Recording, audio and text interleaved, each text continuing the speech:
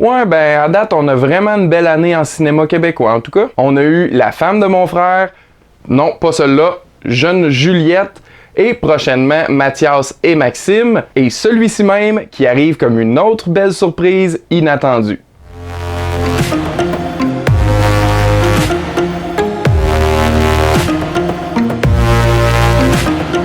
Bonjour et bienvenue à Chuck B Critique.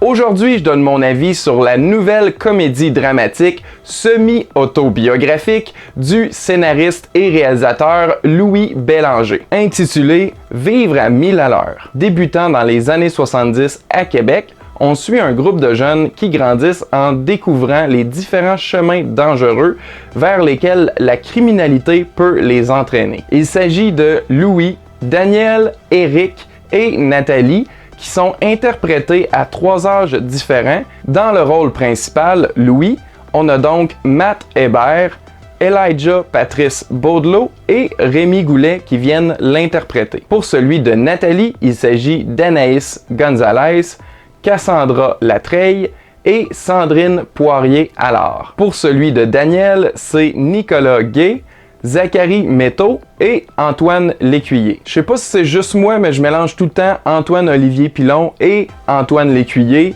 Ils se ressemblent pas mal, puis leurs noms sont assez similaires.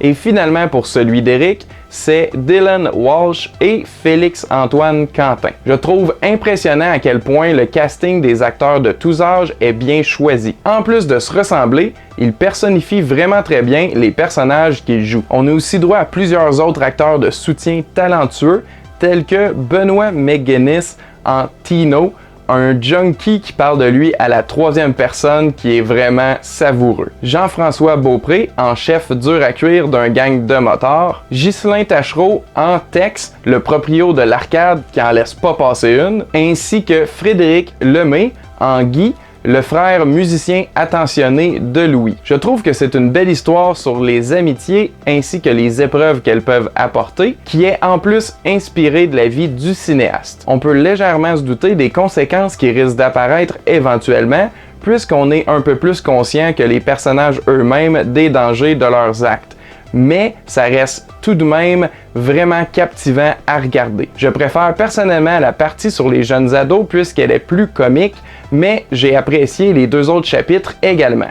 Il y a justement beaucoup d'humour qui est relié à des moments qu'on peut tous déjà avoir vécu, ou presque, mais qui diminue lentement pour laisser place au drame. Ça constitue selon moi une progression de ton qui est tout à fait logique avec le déroulement de l'histoire. J'ai aussi aimé la belle reconstitution historique des années 70 et 80 qui était présente dans tous les petits détails allant des accessoires aux chansons en passant par les décors sans oublier les costumes. D'ailleurs, la musique est très bien choisie et fait partie intégrante du film par le biais du personnage principal qui en est passionné. De plus, il y a un bon rythme constant qui fait passer les 1h45 minutes sans qu'on s'en rende compte. À mon avis, la direction photographique du film est aussi belle que sa réalisation est personnelle. En parlant de photographie, je veux mentionner un moment que j'ai trouvé simplement magnifique. On y voit Louis qui prend des photos avec son appareil de fortune fabriqué avec une boîte de souliers. C'est simple, mais vraiment beau,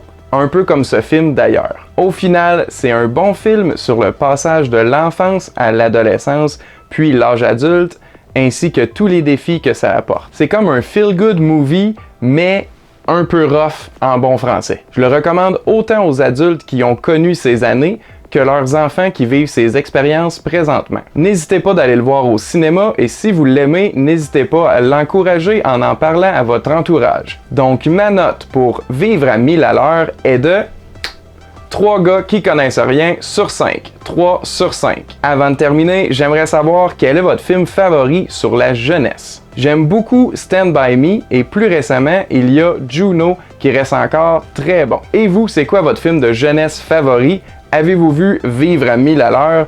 Qu'en pensez-vous? Répondez-moi dans les commentaires ci-dessous. Vous pouvez encourager la chaîne en vous y abonnant sur YouTube et Facebook et aussi en aimant et partageant nos publications. Ça nous aide beaucoup et on apprécie énormément. Merci d'avoir écouté. À la prochaine!